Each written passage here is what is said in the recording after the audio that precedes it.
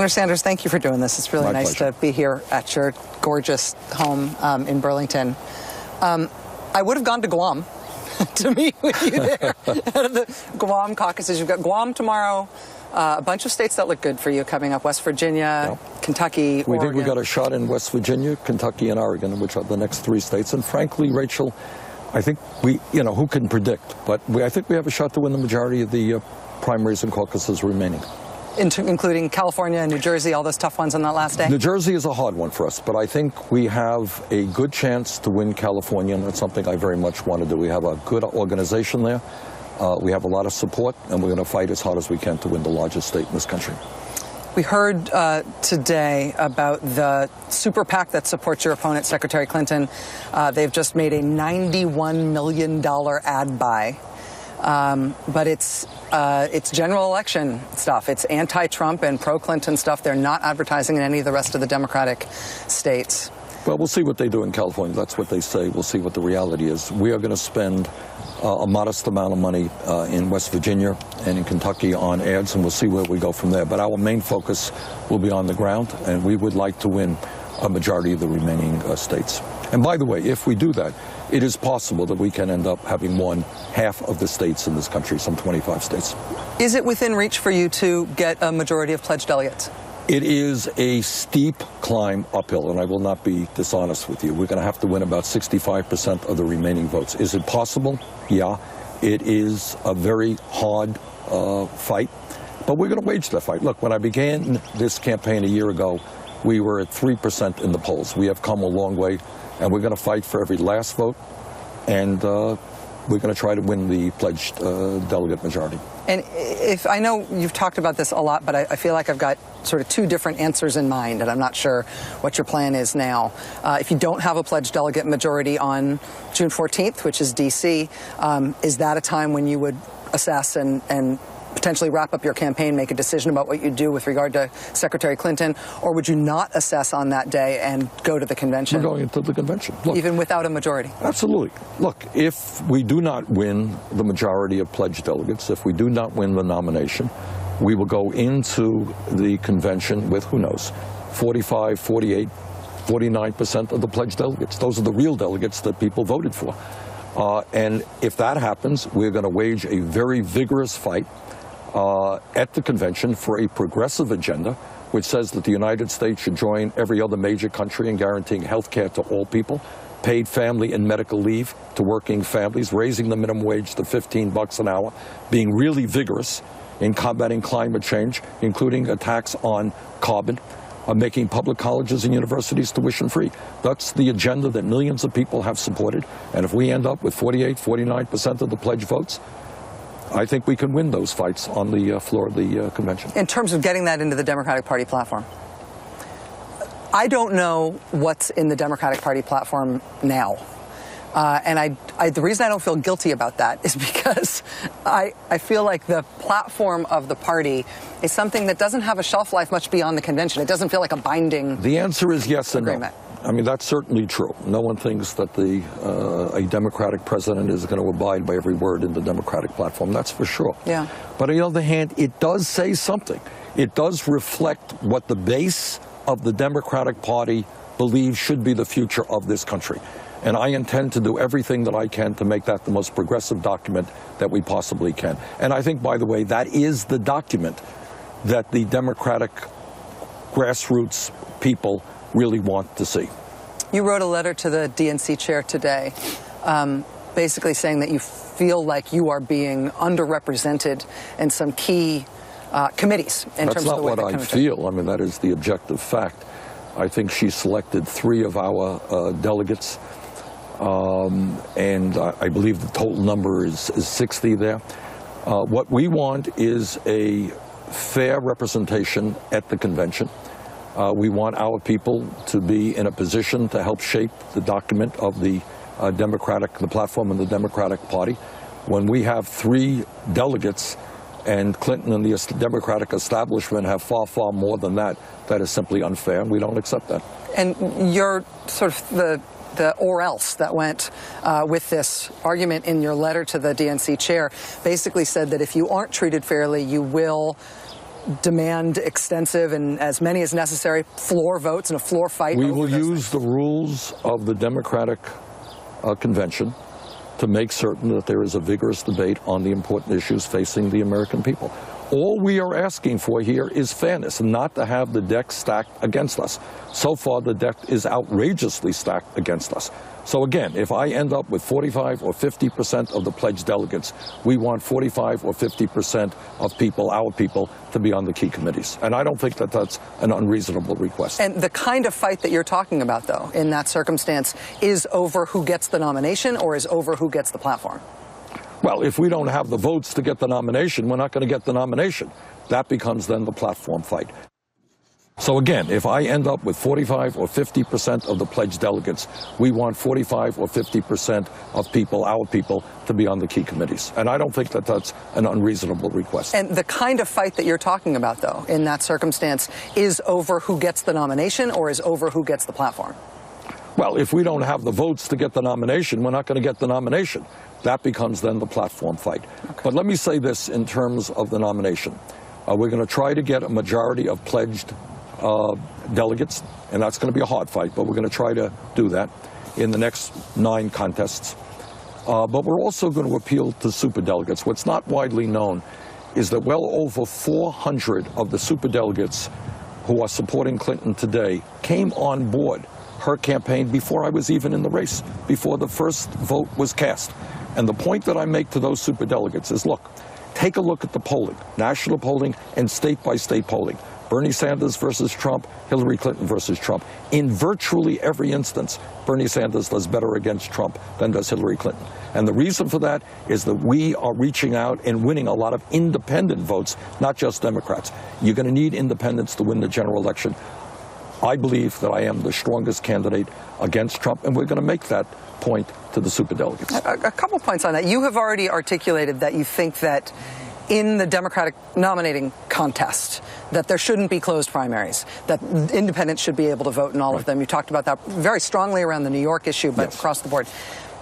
Do you also think, in terms of reforming the process, should the Democratic Party get rid of superdelegates? I don't know that you get rid of superdelegates in their entirety. I think there is a role for established people to play.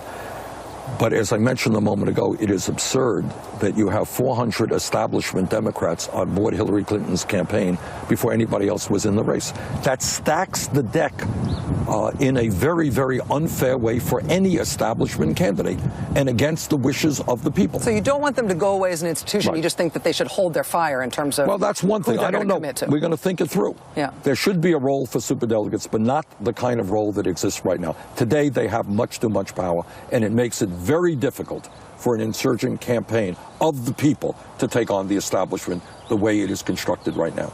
It seems to me like the other sort of small d Democratic problem in the way the Democrats and Republicans pick their nominees are the caucuses. And I know caucuses have a strong history and they have their adherents, but they're pretty anti-democratic. They're complicated. They're for insiders. They take a lot of time. They exclude, in effect, a lot of people.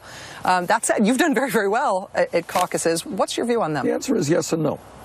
Everything you've said is true, but there's another side to that. I happen to believe that we have to really reinvigorate American democracy, not only getting much larger voter turnouts than we have in the past. Last general election, as you remember, midterm election, 63% of the people didn't vote. This is unacceptable. So we need to figure out ways to bring people into the process. We also have to figure out a way to engage people in a very deep sense in American democracy. And what caucuses do, you're right, it does take time to come to a caucus and to argue with your neighbor about which candidate is the better candidate. But you know what? I kind of like that. You know, I understand there are negatives to it, but I do like the idea of the American people becoming more engaged in the political process. Yeah, you spend a few hours on a Saturday afternoon, but you are helping to determine the future of America. So, you know. Has its upsides and its downsides. It has its ups and its downs, right. But I don't think we should dismiss the caucuses. Caucus states, you're safe. Senator Bernie Sanders says he thinks he could win 25 of the 50 states this year, even if he doesn't win the Democratic nomination, but even if he does, try to take a campaign that's successful and turn it basically into a reform machine for the Democratic Party. He says caucuses are safe, and so are superdelegates. Me, it turns out, not so much. That's next.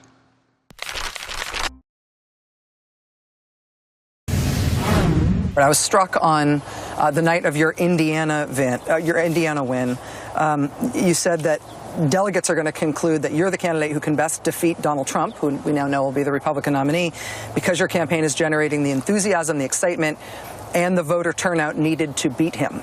But even though you won Indiana, voter turnout there was down 50%. You're right. From 2008. You're right. And it's been down in state after state on the Democratic side. Not in state after state. In a number of states, remember, very often we're being compared to Obama's historical campaign of 2008. That's the comparison I'm making. Right, where the voter turnout was off the charts. Yeah. And yet there are, as I recall, 5 or 6 states where the voter turnout in this election was actually higher than Obama's. But you're quite right. In Pennsylvania, it was a disaster. And in Indiana, it was very low. And I think that has a lot to do with the fact that a number of independents ended up going into the Republican camp, which scares me very much. And I think I would repeat that as in the general election, we have a shot to win those independents back. There is an argument going on within Democratic circles, because I've been making this case basically publicly that the Democrats' voter turnout compared to 2008 is something that Democrats should probably worry about. I've heard from other people inside the Democratic establishment that, doesn't matter. The fact that Republicans are turning out in record numbers now in the primaries and Democrats aren't has no bearing on the general election. I feel like it's a sign of worry that neither you nor Secretary Clinton have been able to turn out enough voter turnout to compete with what happened in 2008. I think it is a sign of worry, but I would indicate that we're up against Obama's historic, unprecedented campaign in 2008, which brought out unbelievable turnouts. But yet we have done in 5 or 6 states actually exceeded those turnouts. But here is what the challenge is. In 2014, nobody voted. 63% of the people didn't vote. Republicans won a landslide victory. That will happen again in this general election. Our job is to create excitement, to create energy, to get working people who might not have voted in the past, young people who might not have voted, into the political process. That's what we have to do. If there is a large voter turnout on election night, you can turn off the TV because the Democratic candidate will have won. If there's a low voter turnout, I worry about the outcome. And one of the reasons why I think I am the stronger candidate is that we have been generating a significant amount of interest among young people and working people, people who traditionally may not have been voting. So even if the raw numbers aren't greater than we saw in 2008, you think the types of voters that are turning out, absolutely. It's a new reach for the Democratic Party? I believe so. And I got to say this. Yeah. As we go into the Democratic convention, the Democratic Party has got to open its doors to those young people, to those working people who now do not feel much allegiance to the Democratic Party. And that means the Democratic Party has got to be very clear about which side it is on. Is it going to be on the side of Wall Street? Is it going to be on the side of the drug companies? Or is it prepared to stand with working families and low-income people and demand a government that represents all of us and not just the 1%? When you do that, I believe, when you have that agenda, you create excitement at the base. When I look at your overall diagnosis of the big problem in the United States, and when I've heard you explain why it is you decided to run. I mean, you are the most popular senator in America, according to your constituents. They polled every state in the country, and nobody likes their senator more than Vermont likes you. And you have a Senate seat for life in Vermont if you wanted it. And when I've heard you explain why you're running for president, it is this big problem of the economic divide, this new Gilded Age that we're in, concentration of wealth at the top.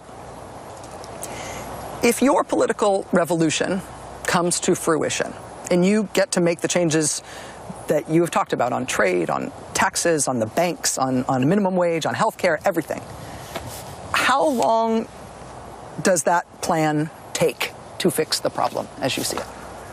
I think we can do it a lot quicker than many people think. The key to that is to rally the American people to stand up and fight back. And have a willingness to take on the 1% today that has extraordinary power. But can we break up the large banks on Wall Street and create a financial system that works for small and medium-sized businesses fairly quickly? Yeah, I think we can. Can we make public colleges and universities tuition-free Yeah, I think we can. Can we rebuild our crumbling infrastructure? Yeah, we can do that. We have to do that by eliminating these outrageous corporate loopholes that now exist and help the states and municipalities rebuild their water systems and their wastewater plants. Yeah, we can do that. Can we come up with a tax proposal which says to large corporations, you can't simply put your profits in the Cayman Islands, and in Bermuda, you are going to have to start paying your fair share of taxes? Yes, I think we can do it. Now, the trick to all of this thing is that it's not going to be done just inside the Beltway. It's not going to be it's not going to occur with me talking to Paul Ryan. It's going to happen when millions of people are actively engaged in the political process and determine that America is not the country, should not be the country, where almost all new wealth and income goes to the top 1% and the middle class continues to decline. Now, can we do that? Well, that's tough. I don't know. That's hard. That's hard stuff. But I think we can. I think the American people are sick and tired of establishment politics and economics. And by the way, a little bit tired of corporate media as well. They want real changes in this country. And I think as President of the United States, we can ignite those changes. What's the solution to corporate media?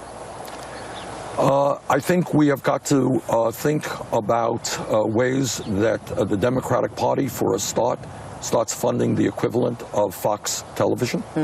Number two, I think the pressure has got to be put on media to say that, you know what, maybe as a nation, the American people are entitled to hear real discussions on real issues. You tell me, you're in the media, what percentage of media discussion in this campaign is about process? Who's going to win in West Virginia? How many delegates does Hillary Clinton have? What dumb thing did Donald Trump say yesterday, rather than, why are we the only country in the industrialized world not to guarantee health care to all people? How much discussion have you heard on TV about the fact that the top 1/10 now owns almost as much wealth as the bottom 90%? That's the kind of discussion we need, and the American people need to be engaged in that. So we have got to demand of corporate media, and that's going to be hard because this is against their own best interest. NBC is owned by who? Comcast, our overlords. All right. Yeah. Comcast is not one of the most popular corporations in America, right? Mm-hmm. All right. Et cetera, et cetera. And I think the American people are going to have to say to NBC and ABC and CBS and CNN, you know what? Forget the political gossip. Politics is not a soap opera. Talk about the real damn issues facing this country. I was in McDowell County, Virginia, West Virginia, yesterday. People's male life expectancy there is 18 years less than it is in Fairfax, Virginia. 18 years. People's male life expectancy is the equivalent of Guatemala. Do you think it should be happening in America? I don't think so. But we don't discuss those issues. So I would hope that the corporate media understands they have a responsibility to our democracy to allow serious discussion on serious issues, not look at politics just as a horse race. As a candidate, you have raised those issues consistently. Yeah, I have. Over and over and over again. Without much success, I must say. Well, plenty of success. I mean, you've raised $250 million, right? You've driven. No, but I mean in terms of the corporate media, I've not. Every time you get into the corporate media, the voices, the words that you want to say. Well, I try to jump in. People want to talk to me. I know. Sometimes people think it's weird. Some commentator on CNN will ask me a question. Of course, I talk about something else. Because I think it is important that we do focus on the issues facing the working families of this country. And clearly, what I mean to say about that is that you have brought that focus to those issues as much as you can through the vehicle of this presidency. We've tried. But when you talk about how things get fixed in the long run, you over and over and over again talk about not just yourself and what you want to do, but the movement and the people and people getting engaged. Yes. There is only a very small club of people who have turned insurgent, interesting presidential candidacies into ongoing movements that then had an ongoing effort. President Obama tried, and it really didn't happen with Organizing for America. The best example that I know of is actually on the right, is Pat Robertson, who turned his presidential campaign into the Christian Coalition, which ended up having a dramatic effect on the Republican Party. It made them get very hardline on social issues for a very long time, and they're reaping the benefit in the states right now. Yes. Do you have that kind of, whether or not you win the nomination, win the presidency, do you have that kind of an organizing model in mind? Well, obviously, it would be a lot easier if I were elected president. I was just in Indiana last week, where United Technologies threw 2,100 workers out on the street, moving to Mexico, where they're going to pay people $3 an hour, after giving their former CEO a $171 million severance package. I would love, as president of the United States, to be on the picket line with the United Steelworkers. That's never happened in American history. And I think I would love to be on the picket line with the Communication Workers of America, the CWA. We're taking on the greed of Verizon, okay? And a president can galvanize the American people against the economic injustices, the racial injustices that are currently existing in America. That's what I would love to do. Now, if I do not get elected president, are we going to continue the movement and work with our allies? Absolutely we will. Will you form an overt organization of some kind? It's too early to say, because right now my mind is on the next 9 primaries and caucus. Super interesting, right? I mean, he's definitely really invested in the idea of an ongoing movement, ongoing involvement by the people he has motivated by his campaign. But he's, at this point, not working on anything like that right now, at least not yet. But he would love to walk picket lines as a president. He says he wants the Democratic Party to fund a Democratic equivalent to Fox News. Senator Sanders also turns out to have an active plan in place to stop something else that is otherwise churning right on the edge of our politics right now, and that's next. I will do everything in my power to make sure that that absurd, hateful proposal never occurs. Today, one of the great cities of the world, the capital of our closest overseas ally, London elected its first Muslim mayor today from the Labour Party. If the Republican nominee, Mr. Trump, is elected president, the mayor of London would not be allowed to visit the United States under any circumstances because of his religion, right. Which is almost impossible to believe, right? Yes. But it's true. And Mr. Trump says he not only believes it, but he's going to do it in his first 100 days. Yeah. Do you think that our country has been hurt already by just virtue of the fact that the Republican Party has picked him to be their nominee for president? Of course it has. And first of all, Trump is not going to get elected president. You know, my campaign is running, well, in the latest poll, I think 16 points ahead of him nationally. And B, as a United States Senator, I will do everything in my power to make sure that that absurd, hateful proposal never occurs. What your question is really asking is, all over the world, people are looking at America. You got the Muslim population all over the world. It's a major religion. And they're saying, what is going on in the United States? Why do they hate us? I think that is awful. It's the same thing going on in Latin America, where Donald Trump refers to Mexicans as criminals or rapists or drug dealers. He is managing to antagonize large sections of this planet against the people of the United States. That is unacceptable. That is incredibly destructive. And that's why this guy will not become president. Did your campaign change at all? Did you hear anything different from supporters? Did you get a fundraising bump or anything when he got nominated? When the Republican primary sort of unexpectedly clattered to an end on Wednesday? Were there consequences of that for you in your campaign? Well, in terms of fundraising, where we got a real boost is after much of the media had decided that our campaign was over. We ended up winning Indiana. We're probably going to win West Virginia, maybe win Kentucky, probably win Oregon. And our people are saying, hey, Bernie, you're going to fight for every last vote. And we did actually quite well in fundraising after Indiana. Do you feel like you need to sort of start running against him in a way? Do you need to start running against Donald Trump now? The Hillary Clinton supporting super PAC put out word today that they've already reserved $91 million worth of ad time. That's Clinton versus Trump. Is Senator Bernie Sanders also starting to run against Trump now? Or is his contest still really just with Clinton? That answer is next. Do you feel like you need to sort of start running against him in a way? I mean, part of the reason I ask is just because part of what you said about how your primary may end is basically in you appealing for what a better general election candidate you'd be against the Republican candidate in the fall. So do you need to start running that campaign against him? Yeah, we do. Now? And frequently in our speeches, we talk about not only his incredible divisiveness, insulting Mexicans and Muslims and women and veterans and African Americans, but we also talk about his economic policies. And this is a guy who is a billionaire, who thinks it's a great idea that we give hundreds of billions of dollars in tax breaks to the top 0.2% by repealing the estate tax. This is a guy who wants to end the Affordable Care Act and throw millions and millions of Americans out on the street without any health care, without coming up with an alternative. This guy has a horrendous foreign policy ideas. So, yeah, no, we do, and we will continue to talk against the idea that Trump becomes president of this country. Your proposal on health care, which is Medicare for all, got a big boost yesterday. 2,000 doctors endorsed the idea in the American Journal of Public Health. Right. Colorado voters are about to have a referendum on whether or not that state is going to go to a single-payer system.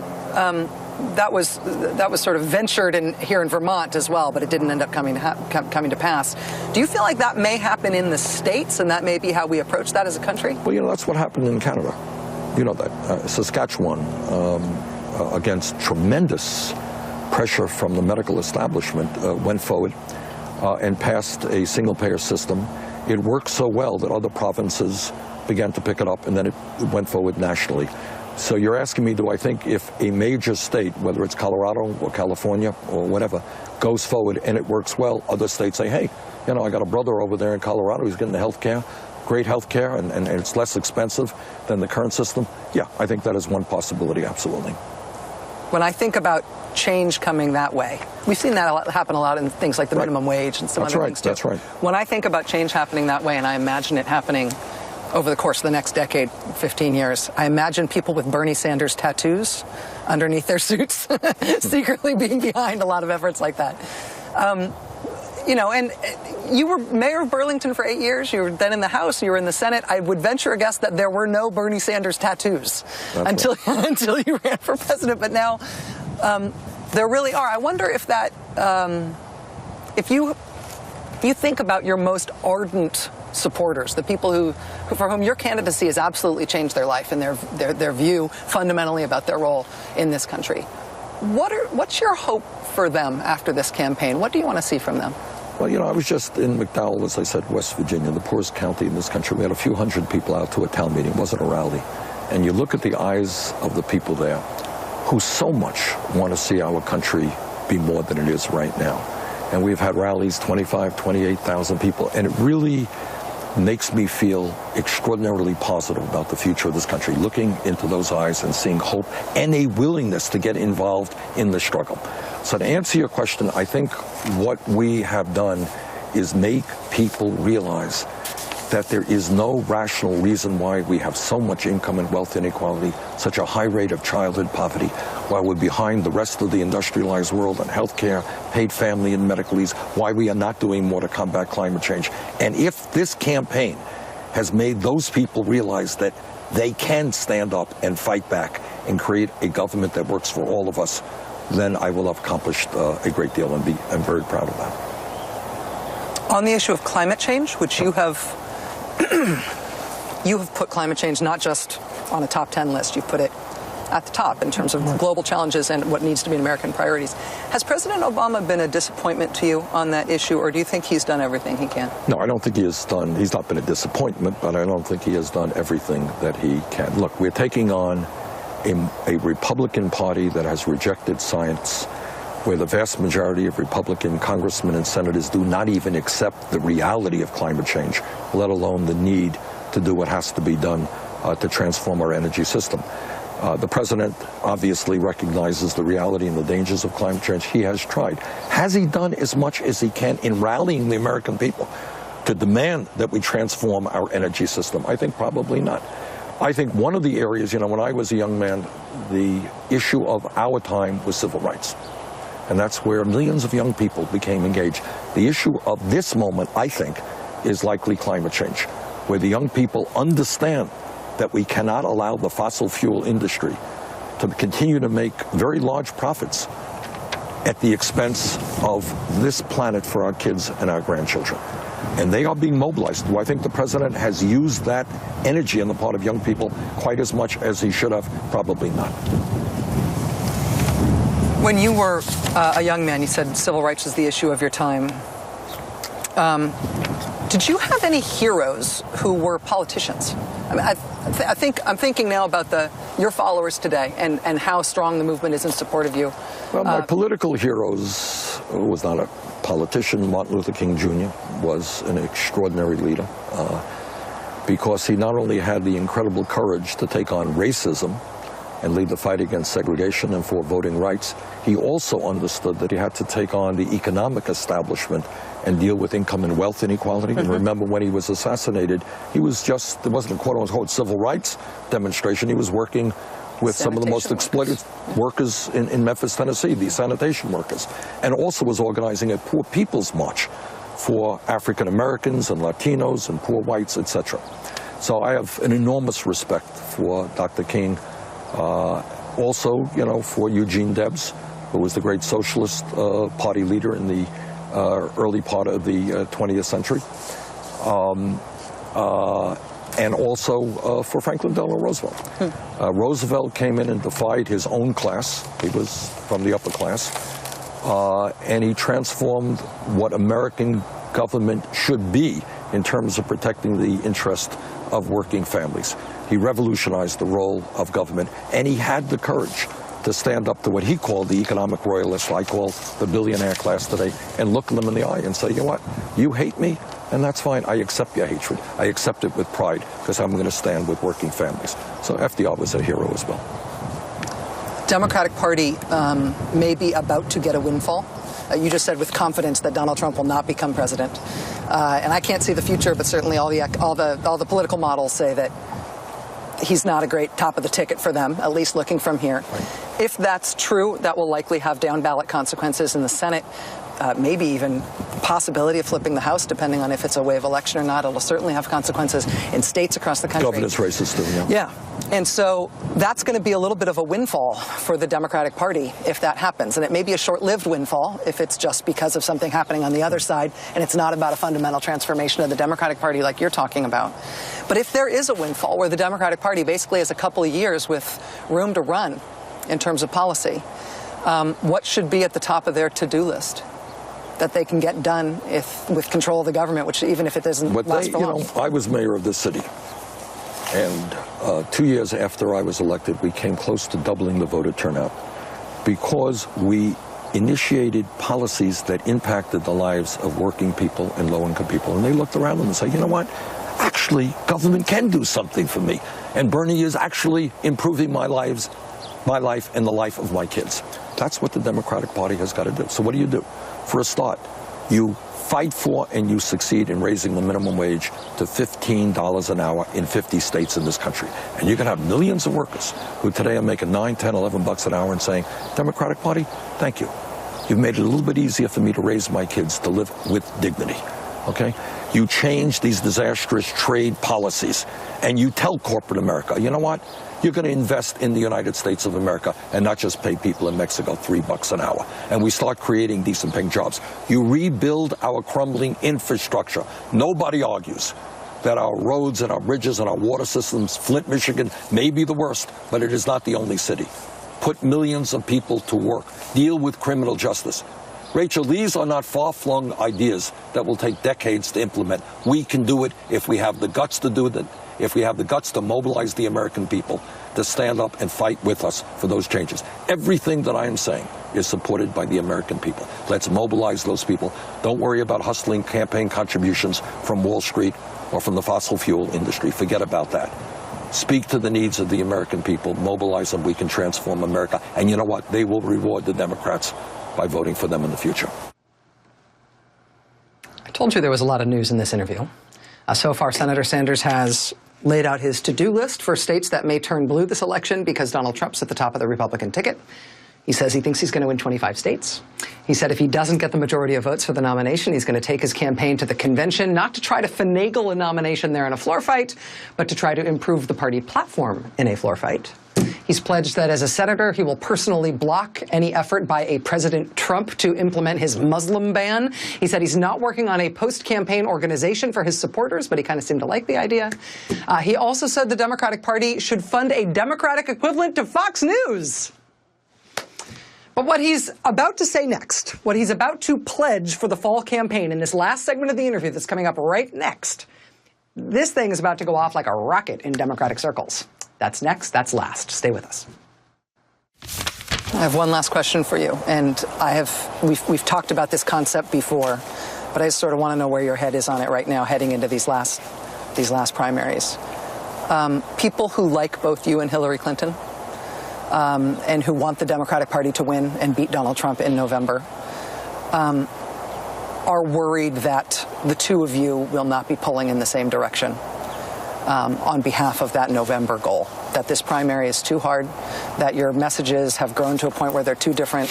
The supporters, it's become too acrimonious. Yesterday, it was very acrimonious protests in East LA when Secretary Clinton was speaking with some people who were supporting you, holding up signs, calling her a liar and screaming at people who are there to support her. Let me just say a word on that. Please. We have never asked, and I'm not comfortable with people disrupting other people's meetings. I mean, I think the right to protest is absolutely right. Go on outside, protest, bring out thousands of people.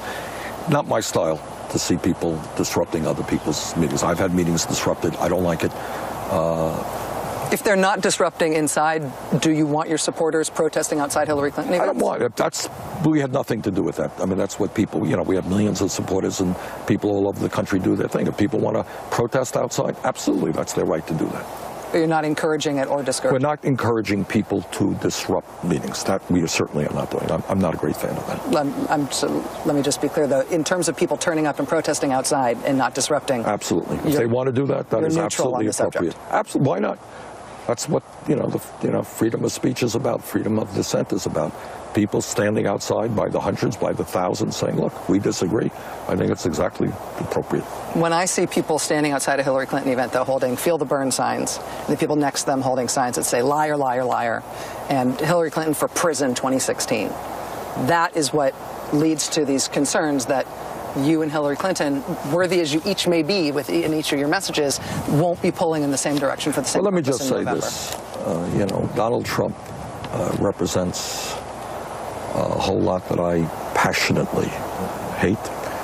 And I will do, if I'm not the candidate, I will do everything that I can to make sure that Donald Trump does not become president of the United States.